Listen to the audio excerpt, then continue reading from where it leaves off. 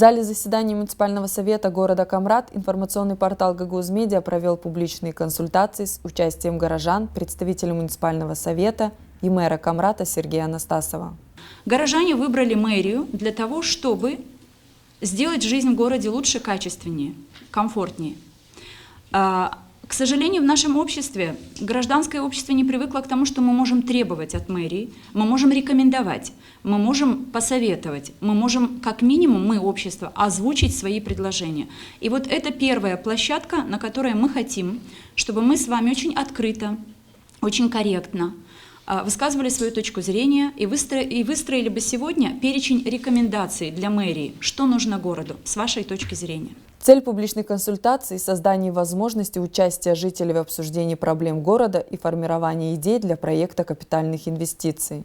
Участниками публичных консультаций стали бывшие советники муниципального совета, экс-депутаты парламента и народного собрания, архитекторы, строители, представители неправительственных организаций, профессора университета, представители банковской сферы, культуры и искусства. О видениях руководства города по внедрению проектов с капитальными вложениями рассказал Сергей Анастасов.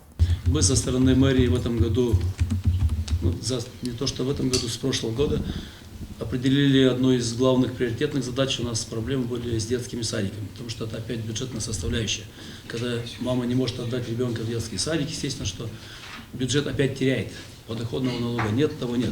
То есть вынуждена сидеть дома и не работать. Поэтому вот, куда мы инвестировали первые средства, это, конечно, на открытие групп.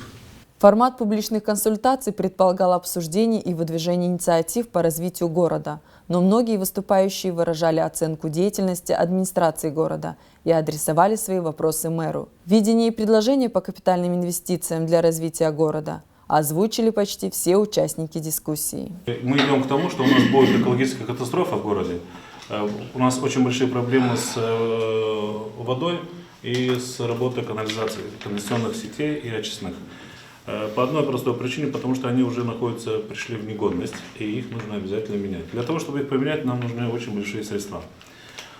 Этих средств в городе нет, и Республике Молдова этих средств тоже нет, потому что никто не даст городу Камрат 20 миллионов евро из экологического фонда. Многие участники отметили негативный эффект в хаотичном строительстве города в связи с отсутствием генплана Камрата.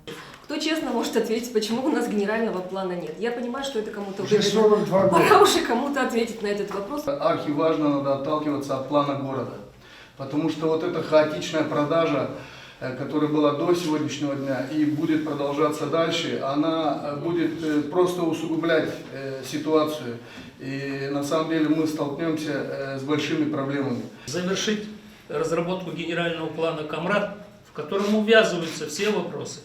Если спросить самого простого гражданина, который сегодня не в этом зале, он действительно, как вы сказали, скажет, нам нужны дороги. Людям надоело ходить в грязи. Но я должен, да, в ряде случаев мы их можем сделать, но мы дороги не можем, никак не получится у нас их делать.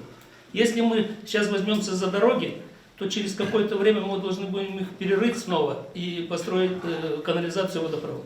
Все-таки улицу Ленина мы должны все озеленить, на это не нужны большие средства, и мы сразу перед всей республикой станем лучше выглядеть. А помогают тем, кто хорошо выглядит. А уж совершенно тем, что бомжам, не хотят с ними заниматься. Очень важно тоже при учете этого генерального плана, все-таки, чтобы была доступная среда для людей и с возможностями, с ограниченными возможностями, и просто для пожилых людей и женщин с колясками, потому что я с этим совсем сталкивалась. Потому что до сих пор не строятся объекты, которые должны соответствовать доступной среде. И еще очень важно для нас, и для женщин города, и для всех жителей, это озеленение города, как говорилось, устройство зон отдыха. У нас есть прекрасные места, у нас нет зон отдыха. Я хочу немножко добавить нотку научности, скажем, в это обсуждение. Те предложения, которые сейчас уже были высказаны, они все-таки отвечают на третий вопрос «как?». Мы хотим решить проблему, да? Но любой процесс планирования, независимо от того, на каком уровне он делается, на уровне города, фирмы или страны, отвечает на три вопроса. Где, куда и как. То есть мы начали как бы с конца. Но для начала мы должны понять, где мы находимся, то есть какова материально-техническая, финансовая база, состав человеческих ресурсов, да, то есть то, чем мы на данный момент обладаем. Затем нам нужна четкая концепция, четкое видение того, куда мы хотим прийти. Это будет город для молодежи, это будет город, рай туризма. Генплан. Да, генплан — это как техническая составляющая, безусловно, этой общей концепции. И только потом, зная, куда мы хотим идти, какие направления будут приоритетными, мы можем говорить о том, как это делать.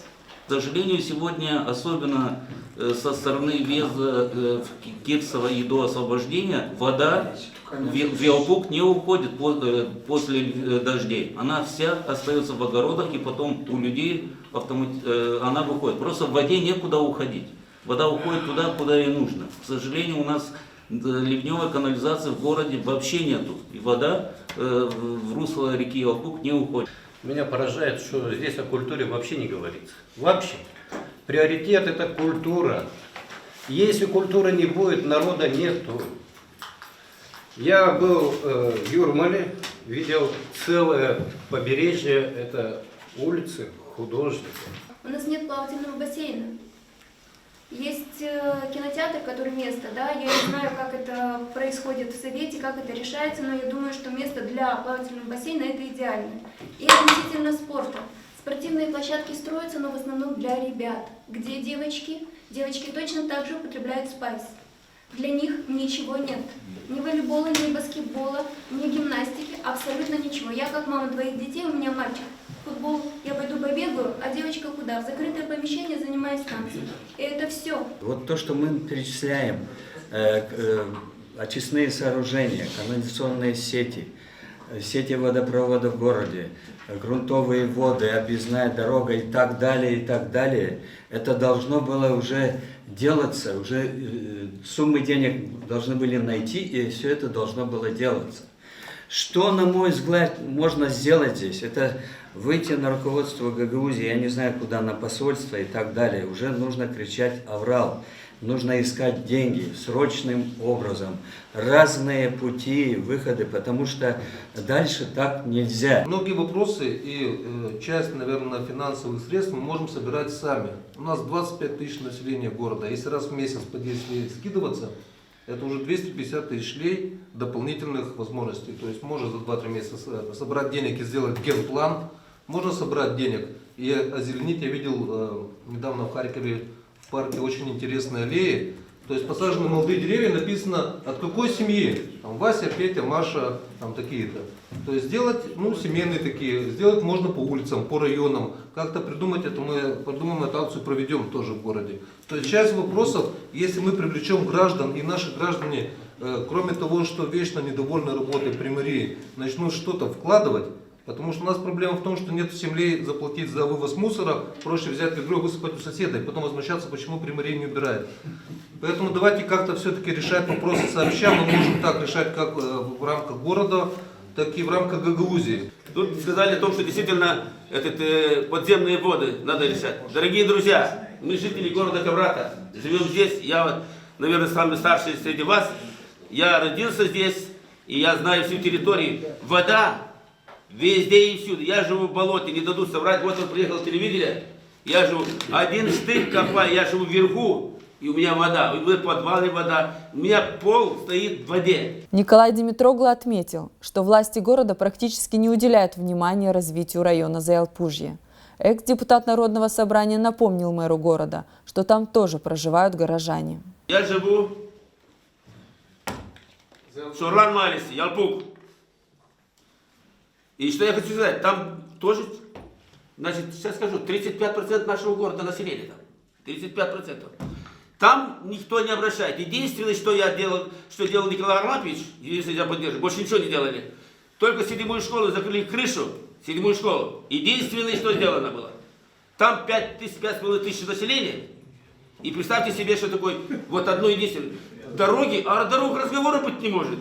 Благоустройство города – один из важных вопросов, считают горожане. Иван Арнаут убежден, что нужно искать неординарные подходы в вовлечении горожан в благоустройство улиц. Çok adam kim hani var burası parası, varınca yapsın o sokağa, o pınarı, o köprüyü oradan hem de yaşıyor.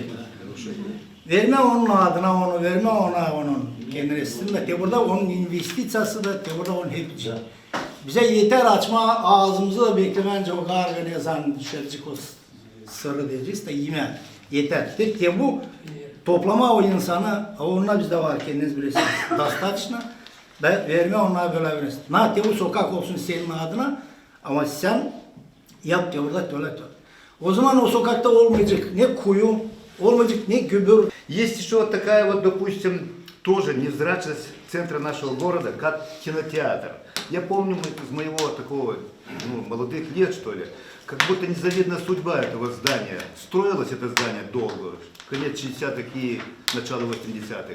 И так и по сей день мы видим, как реконструируется долго это здание. Много идей и предложений для формирования планов развития города высказали горожане. От строительства очистных сооружений до строительства муниципального театра, школы искусств и спортивного комплекса с плавательным бассейном. Мне кажется, что вот такие круглые столы, которые сегодня проводит ваше телевидение, это нечто новое, новый формат, где встретились и гражданское общество, и примары, и советники. Мне кажется, был обстоятельный разговор такой, и этот разговор непременно, я больше чем уверен, что он реализуется. У нас много планов, очень много видений по благоустройству города. Но когда мы сегодня пообщались с нашими горожанами, мы поняли, что то, что у нас написано в блокноте, это беспокоит и горожан. Поэтому нам было вдвойне приятно, что мы владеем ситуацией. Первые публичные консультации в Камрате прошли в рамках проекта Ассоциации независимой прессы «Повышение транспарентности публичных капитальных инвестиций через консультации с местным населением», поддержанным посольством Великобритании в Молдове. Проект реализуется в 15 городах Молдовы.